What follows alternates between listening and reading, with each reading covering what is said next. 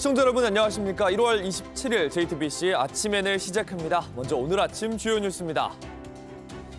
박성재 전 법무부 장관이 12.3 내란 가담과 김건희 씨 수사 청탁 혐의로 첫 재판에 출석했습니다. 혐의를 모두 부인했는데 특검은 지시 문건 등을 근거로 맞섰습니다. 재판부는 윤석열 전 대통령과 김건희 씨를 증인으로 채택해 신속히 심리하겠다고 밝혔습니다. 코스닥 지수가 하루 만에 7% 넘게 급등하면서 4년 만에 장중 1000선을 돌파했습니다. 코스피 상승을 이끈 반도체와 로봇 주식의 낙수 효과로 중소형 성장주 전반에 매수세가 몰렸습니다. 정부의 벤처 코스닥 활성화 정책에 대한 기대도 상승세에 힘을 보탰습니다. 베트남 출장 중 별세한 이해찬 전 총리의 시신이 조금 전 인천공항에 도착했습니다. 빈소는 서울대병원 장례식장에 마련됩니다. 장례는 오는 31일까지 민주평통과 민주당 공동 주관의 기관 사회장으로 치러집니다. 오늘도 전국에 강추위가 이어지겠습니다. 서울 아침 기온은 영하 6도 안팎으로 낮에도 크게 오르지는 않겠습니다. 일부 서해안과 전라, 제주에는 오전까지 비나 눈이 내리겠습니다. 12.3 내란에 가담한 혐의로 기소된 박성재 전 법무부 장관의 재판이 시작됐습니다. 박 전 장관은 가담 사실을 전부 부인했지만 특검은 적극적으로 내란에 가담했다고 보고 있습니다. 김건희 씨의 수사를 무마해준 혐의에 대해서도 박 전 장관 측은 해괴한 주장이라며 맞섰습니다. 박성재 전 법무부 장관이 어제 재판에 첫 출석했습니다. 박 전 장관은 12.3 내란에 가담하고 김건희 씨의 수사 관련 청탁을 들어준 혐의를 받고 있습니다. 박 전 장관 측은 비상계엄을 사전에 알지 못했다고 주장했습니다. 피고는 이 사건 공소 사실을 전부 부인합니다. 하지만 특검은 박 전 장관이 비상계엄 지시를 적극적으로 받아들였다고 반박했습니다. 윤석열의 구두 지시를 메모하는 등 윤석열의 비상계엄 관련 지시를 적극적인 태도로 수명하였습니다. 한덕수 전 총리에게 징역 23년을 선고한 이진관 재판부는 박 전 장관을 계엄 직전 국무위원 서명을 제안한 인물로 이미 판단한 바 있습니다. 박성재와 이상민의 논의에 따라 피고인 국무위원들에게 지시한 서명은 비상계엄 선포에 관하여 절차상 요구되는 국무회의 부서를 의미합니다. 특검은 또 김건희 씨 수사 무마에 대해 박 전 장관이 윤석열 전 대통령 부부와 정치적 공동체 관계를 형성했다고 판단했습니다. 박 전 장관 측은 해괴한 주장이라며 반박했습니다. 피고인을 윤석열, 김건희 부부와 정치적 공동체라는 해괴한 개념으로 묶어 윤석열의 내란 혐의와 관련된 범죄 결사체로 연결시키려고 시도하고 있습니다. 이런 가운데 윤석열 전 대통령의 여론조사 무상 수수 혐의 재판이 오늘부터 시작됩니다. 명태균 씨로부터 2억 7천만 원 상당의 여론조사를 받은 혐의입니다. JTBC 이세연입니다. 코스피에 이어서 코스닥도 그야말로 불장입니다. 지난주 코스피가 장중 5천을 넘은 데 이어 어제는 코스닥이 7% 넘게 급등해 4년 만에 1000스닥을 돌파했습니다. 반도체, 로봇 관련 중소형주가 코스피 5천의 낙수 효과를 누렸습니다. 김현지 기자입니다. 코스닥 지수는 개장과 함께 1% 넘게 오르며 1000포인트를 넘어섰습니다. 이후 코스닥 지수는 6% 넘게 급등하면서 개장 1시간도 안 된 9시 59분, 매수 주문이 5분간 중단되는 사이드카가 발동됐습니다. 결국 코스닥은 전거래일보다 7% 넘게 상승한 1064선에 장을 마쳤습니다. 코스닥이 장중 1000을 회복한 건 2022년 1월 6일 이후 4년 만입니다. 재작년 말 내란 사태 땐 600포인트 초반까지 떨어졌던 것과 비교하면 70% 가까이 오른 겁니다. 코스피 5천 돌파를 이끈 반도체와 로봇주의 낙수 효과가 컸습니다. 반도체용 소재 부품 장비주, 이른바 소부장주와 로봇용 배터리 수요 기대가 큰 2차 전지주가 상승세를 이끌었습니다. 이러자 바이오주를 비롯한 시가총액 상위주까지 투자자가 몰리면서 동반 상승했습니다. 전문가들은 자사주 소각 의무화 등을 담은 3차 상법 개정안 추진과 150조 원 규모의 국민성장펀드, 벤처 활성화 대책 등으로 코스닥 시장이 업그레이드될 거란 기대가 커졌다고 봅니다. 정부가 이제 벤처 투자라든지 또 코스닥 시장 활성화를 위한 어떤 대책들을 상당히 좀 마련 또 일부는 좀 실시하고 있는 상황이 코스닥 증시의 이제 급등 배경으로 봐야 될 것 같고요. 여당은 5천 피에 이어 천스닥 시대를 맞아 코스닥이 3,000선을 넘을 수 있도록 지원하겠다고 밝혔습니다. JTBC 김현지입니다. 도널드 트럼프 미국 대통령이 자동차 등 한국산 제품에 대한 관세를 15%에서 25%로 인상한다고 밝혔습니다. 트럼프 대통령은 트루스 소셜에서 한국 국회가 한미 무역 합의를 아직 비준하지 않았기 때문이라고 덧붙였습니다. 트럼프 대통령은 이번 관세 인상에 한국산 자동차를 비롯해 목재, 의약품 등 상호 관세 적용 품목에 영향을 미칠 거라고 밝혔습니다. 국민의힘 당 윤리위원회가 어제 친한계인 김종혁 전 최고위원에 대해 탈당 권유를 결정했습니다. 한동훈 전 대표는 정상이 아니라면서 불법 계엄이 진행 중이라고 반발했습니다. 당대표의 단식으로 당이 결집하는가 했더니 다시 내분이 시작됐습니다. 한민정 기자입니다. 여드레간의 단식 여파로 입원했던 장동혁 국민의힘 대표가 퇴원했습니다. 하루라도 빨리 당무에 복귀하겠다는 의지가 강하신 걸로 알고 있고요. 당장 관심이 쏠리는 건 한동훈 전 대표 제명안이 상정될 걸로 보이는 목요일 지도부 회의입니다.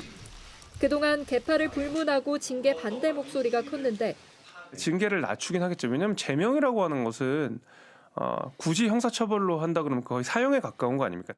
장 대표와 가까운 것으로 알려진 인사들은 빨리 제명해야 한다고 주장하고 있습니다. 이 문제야말로 자유우파 결집의 절대적인 전제 조건이다. 더 이상 시간 끌 상황이 아니다. 당 중앙윤리위는 친한계 김종혁 전 최고위원에 대해서도 당원 명예 등의 피해를 입힌 데다 반성 가능성이 낮다며 탈당 권유의 중징계를 의결했습니다. 여기에 장 대표가 지명한 최고위원이 한 전 대표 제명철의 촉구 집회에서 공개 발언을 했던 친한계들을 징계해야 한다는 취지로 주장한 상황. 한 전 대표와 친한계를 압박하는 분위기 속 장 대표 단식으로 잠시 결집하는가 싶었던 국민의힘은 다시 내분에 휩싸이는 모습입니다. JTBC 한민정입니다. 신천지의 국민의힘 당원 가입이 조직적으로 이루어졌다는 폭로가 또 나왔습니다. 부산, 울산 지역의 전직 간부는 하느님 나라에 도움이 되는 거라며 구체적인 인원수를 국민의힘에 입당시키란 지시를 받았다고 털어놨습니다. 신앙이 좋은 사람들을 골라야 한다는 지시였습니다. 김영민 기자입니다. 신천지 안드레 지파의 한 전직 여성 간부는 2023년 초 국민의힘 당원 가입은 매우 조직적이고 치밀했다고 말했습니다. 지역장으로부터 전화가 와서 이제 당원 가입의 명이 떨어졌다 하고 이제 팀 내에 몇 명까지는 해야 된다라는 거. 너무 정치적인 거다 보니까 민감할 수 있다. 우선순위가 있었어요. 그러니까 신앙이 좋은 사람들 먼저 하고 교회 재적 인원의 절반, 할당량은 매우 구체적이었습니다. 하라면 무조건 해야 되는 그런 체계예요. 군대식이라고 생각하시면 될 것 같거든요. 이걸 왜 해야 되는지라고 물어보면은 그냥 예를 들어서 하나님 나라에 도움이 되는 거다라고 이렇게 얘기를 하고. 지난 19일 JTBC가 보도한 수도권 요한 지파 전직 간부의 인터뷰와 마찬가지로 이만희 총회장이 절대자로 있는 총회 지시였다고 했습니다. 총회로부터 내려온 지시사항이라고 들었습니다. 신천지는 12지파로 이루어져 있는데 12지파 모두를 총괄하는 곳이 총회거든요. 요한 지파 전직 간부는 당원 가입 작정명이 필라테스라고 했습니다. 책임당원 회비 월 1,000원은 꼭 자동이체하고 회비를 낼 수 없는 신용불량자는 제외하라는 지침도 확인했습니다. 최소로 잡았을 때 5만 명 이상이라고 생각을 하고 있습니다. 22년 대선 그 전부터 당원 가입이 됐었던 거고. 보도 다음 날인 20일 신천지 측은 교회에 지속적으로 반감을 드러내고 있는 특정 인물의 일방적 주장이라며 개인의 판단에 따라 정당에 가입한 것이란 취지의 입장을 냈습니다. JTBC를 적시하며 법적 대응하겠다고 했습니다. 하지만 2023년 윤석열 정부에서 신천지 신도들이 국민의힘 당원 가입에 동원됐다는 구체적 증언은 계속 이어지고 있습니다. JTBC 김영민입니다. 온라인에서 화제가 된 뉴스, 화제가 될 뉴스를 골라 전해드립니다. 아침엔 소셜픽입니다. 가수 겸 배우 차은우 씨가 200억 원대 탈세 의혹에 직접 입장을 밝혔습니다. 추후 진행되는 조세 관련 절차에 성실히 임하겠다고 했습니다. 어제 차은우 씨가 자신의 인스타그램에 올린 사과문입니다. 납세의 의무를 대하는 자세가 충분히 엄격했는지 스스로 돌아보며 깊이 반성하고 있다. 심려와 실망을 안겨드린 점에 대해 사과했습니다. 최근 언론 보도를 통해 지난해 서울지방국세청 조사 4국이 차 씨가 모친의 유령회사와 용역 계약을 맺고 세금을 탈루한 정황을 조사한 사실이 알려졌습니다. 매니지먼트 업무를 수행했어야 할 용역회사의 과거 주소지가 식당인 점도 논란이 됐습니다. 현재 군복무 중인 차 씨는 결코 이번 논란을 피하기 위한 의도적인 선택은 아니었다면서 지난해 군입대를 더는 미룰 수가 없어 세무조사 절차를 마무리 짓지 못했다고 도피성 입대 의혹은 부인했습니다. 차 씨는 현재 대형 로펌을 선임해 법적 절차를 준비하고 있는 걸로 전해졌는데 추후 진행되는 조세 관련 절차에 성실히 임하고 최종 판단에 따른 결과에 책임을 다하겠다고 했습니다. 그러면서 보내주신 사랑과 응원 덕분에 지금의 차은우라는 과분한 자리에 있을 수 있었다며 막중한 책임감을 갖고 살아가겠다고 고개를 숙였습니다. 미국 미네소타주 미니애폴리스에선 이민 단속국에 반발하는 시위가 계속 이어지고 있습니다. 언론인들은 카메라로 시위 현장을 기록하고 있습니다.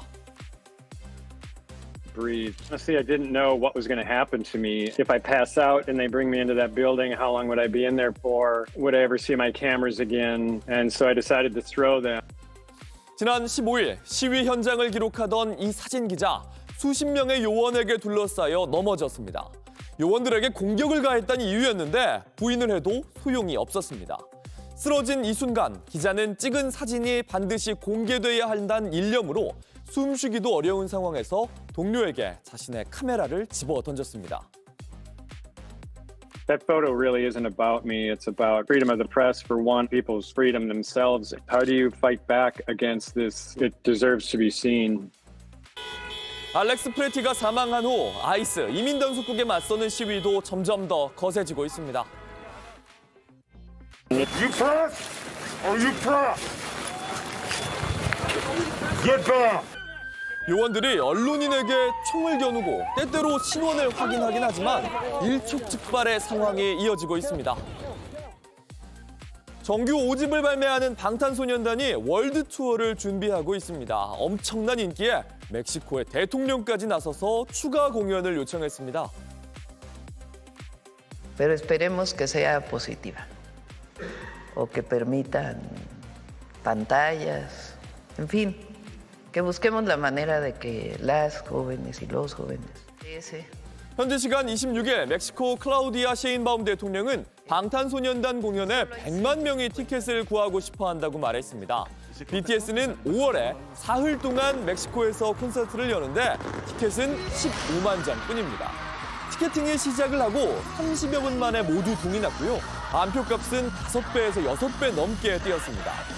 4,700건이 넘는 소비자 불만이 접수되면서 멕시코의 소비자 보호당국이 불공정 행위 조사까지 나설 정도였습니다. 지난 19일에도 셰인바움 대통령 BTS의 공연 역사적이라고 언급을 했는데요. 팬들이 그토록 기다린 공연인 만큼 적어도 투명하고 공정하게 티켓을 살 수 있어야겠습니다.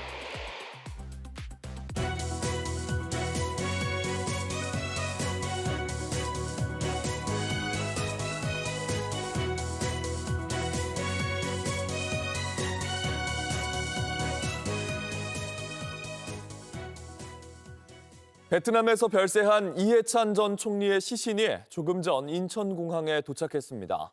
김민석 국무총리를 비롯해 여러 정치인들이 공항에 직접 나가 고인을 맞았는데요. 인천공항을 연결해 보겠습니다. 박사라 기자, 지금 공항에 관이 도착했습니까? 네, 조금 전 7시쯤 이해찬 전 총리의 관을 실은 대한항공 비행기가 이곳 인천공항에 도착을 했습니다. 이 0시 40분쯤 베트남 현지에서 출발한 지 약 6시간 만인데요. 이 고인의 관은 커다란 태극기로 감싸진 채 운구됐는데 한국까지 오는 길은 유가족을 비롯해서 조정식 대통령 정무특보, 민주당의 김현, 최민희 의원 등이 함께 했습니다. 고인의 시신은 항공기에서 내려져 운구차를 통해 지금 보이는 이 도로를 거쳐서 즉시 서울대 병원으로 옮겨지게 됩니다. 네, 여러 정치인들이 관을 직접 맞이하러 공항으로 간 거죠? 네, 그렇습니다. 김민석 국무총리와 우원식 국회의장, 그리고 정청래 대표를 포함한 민주당 지도부가 직접 공항에서 고인을 맞이했습니다. 검은 옷에 넥타이를 맨 채 엄숙하게 고인을 영접을 했고 취재진과 그리고 경호 인력까지 몰렸습니다. 김대중 정부부터 이재명 정부까지 정권 창출에 기여를 했고 민주당의 원로로서 자리해온 만큼 이 마지막까지 예의를 다하겠다는 겁니다. 김민석 총리 소셜미디어에 네 분의 대통령을 배출한 민주 세력 전체에 흔들리지 않는 상징이고 자존심이었다고 적었습니다. 네, 그러면 서울대병원으로 옮겨진 뒤에 이제 어떻게 장례 절차가 진행이 됩니까? 네, 장례는 오늘부터 5일간 이 기관 사회장으로 진행되게 됩니다. 이 국가나 사회 발전에 기여한 인물이 별세했을 때 관련 단체 등에서 장례위원회를 구성하는 방식입니다. 이 상임 장례위원장은 김민석 총리가 맡고요. 사회 각계에서 공동위원장을 맡기로 했습니다. 민주당은 이번 주를 애도 기간으로 정하고 이 정쟁을 자제하기로 했습니다. 네, 지금까지 인천공항에서 JTBC 박사라입니다. 정부가 윤석열 정부 시절에 확정한 신규 원전 2기 건설을 그대로 추진하기로 했습니다. 인공지능 등 전력 수요가 폭발적으로 늘면서 실용적인 노선을 선택한 걸로 보입니다. 박상욱 기자입니다. 윤석열 정부 시절이던 지난해 2월 11차 전력수급 기본계획엔 2038년까지 총 2.8기가와트 용량의 대형 원자로 2기를 도입하는 내용이 담겼습니다. 그간 공론화를 이유로 이 계획을 미뤄왔던 정부가 그대로 추진하겠다고 공식 발표했습니다. 최근 실시한 여론조사에서 원전이 필요하다는 응답과 대형 신규 원전 건설 계획이 추진돼야 한다는 응답이 과반을 차지한 영향입니다. 문재인 정부 당시 탈원전 정책과도 선을 그었습니다. 석탄과 가스를 줄여나가고 또 전력의 안정적 운영을 해나가야 될 필요가 있고 문재인 정부 때의 정책과 똑같이 가기 어려워진 상황이 생긴 것으로 정부는 나아가 계획된 2기 외에 추가 원전 신설 가능성도 열어뒀습니다. 그것을 일부러 닫거나 하는 것은 아니고요. 어느 정도의 수준이 이 대한민국의 에너지 믹스에 맞는지 이 여부에 대해서는 12차 전기본에서 검토할 예정입니다. 지난해 9월 대통령 취임 100일 기자회견 때와는 분위기가 완전히 바뀐 겁니다.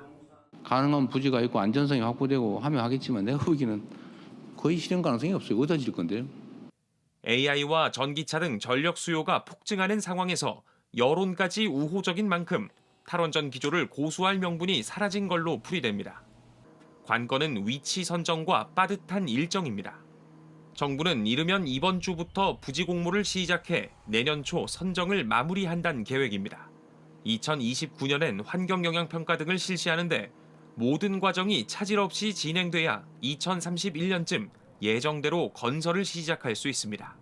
JTBC 박상욱입니다. 전해드린 대로 미국 미네소타주에서 총격 사건이 벌어진 이후 이민 단속 요원들과 시민들이 거리 곳곳에서 충돌하고 있습니다. 트럼프 대통령은 국경보호 및 이민 단속의 총책임자인 국경짜르를 파견하면서 사태 수습에 나섰습니다. 로스앤젤레스 홍지은 특파원입니다. 밤거리에 사이렌이 울리고 연막탄이 터집니다. 연방 이민 단속 요원들이 시위대를 진압합니다. 이민 단속 과정에서 연방 요원의 총격으로 미국 시민 2명이 숨지면서 반정부 시위가 갈수록 거세지고 있습니다. 백악관이 직접 사태 진화에 나섰습니다. 트럼프 대통령은 SNS에 오늘 밤 톰 호먼을 미네소타로 보낼 예정이라며 그는 강경하지만 공정한 인물이라고 밝혔습니다. 또 직접 보고를 받겠다고 덧붙였습니다.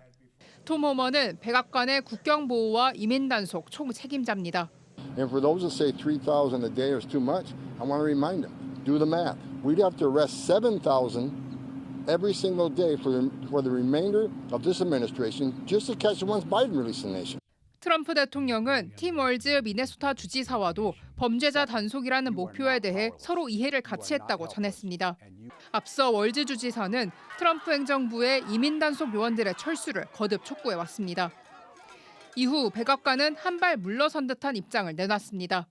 if Governor Walz and Mayor Frey implement these common sense cooperative measures that I will add have already been implemented in nearly every single other state across the country, Customs and Border Patrol will not be needed to support ICE on the ground in Minnesota. 이번 사태는 11월 중간 선거를 앞두고 정치적 쟁점으로 떠올랐습니다. 버락 오바마와 빌 클린턴 전 대통령 등이 저항을 촉구했고 공화당 내에서도 폭력 단속에 대한 우려의 목소리가 나오고 있습니다. 여기에 국제사회도 미국의 이민 단속 방식을 비판하고 나섰습니다.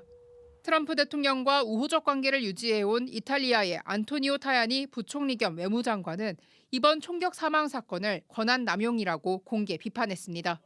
로스앤젤레스에서 JTBC 홍지은입니다. 오늘도 아침 기온이 영하 10도 안팎까지 떨어지면서 춥겠습니다. 여기에 바람도 강하게 불어서 체감 온도는 더 낮겠습니다. 아침 최저 기온은 서울이 영하 6도, 춘천 영하 11도, 대전 영하 5도 등 평년보다 2도에서 3도 낮겠습니다. 낮 최고 기온도 중부 지역을 중심으로 영하권에 머무르겠습니다. 경기 남부 서해안과 충남, 전북 일부에는 아침에 비나 눈이 내리겠습니다. JTBC 아침엔을 모두 마칩니다. 내일도 7시 반에 다시 아침을 열겠습니다. 시청해주셔서 고맙습니다.